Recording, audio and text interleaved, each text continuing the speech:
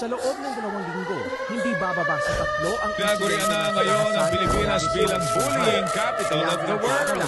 Patuloy na tumataas ang kaso ng mga batang biktima ng bullying.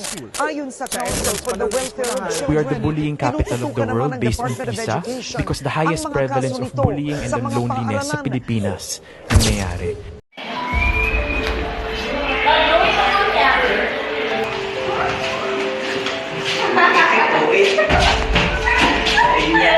Hoy! Huwag kang umiyak! Hoy! Hoy! Huwag kang magsumbong sa gulo, ha? Good day, everyone. My name is Crizea Halalon, and I am here to present our documentary about bullying. Bullying is a serious problem that continues to affect many people, especially students. It can cause emotional pain, affects a person's confidence, and create a negative environment.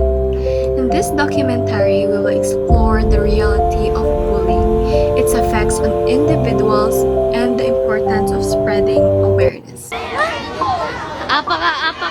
It is truly sad nowadays to see students bullying one another.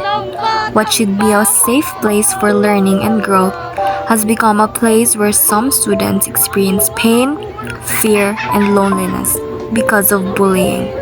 This reminds us that we all have a responsibility to spread kindness, respect, and understanding. Kung walang makilala, inala ang buhay mo guguluhin. Di ako katulad ng mga pulaan mo. Di ako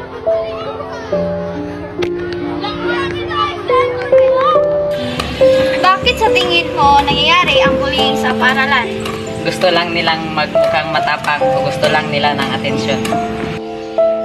Ano ang epekto ng bullying sa isang estudyante? Maaaring malulungkot ang isang estudyante at makasisira din ito sa kanilang mental health. This is my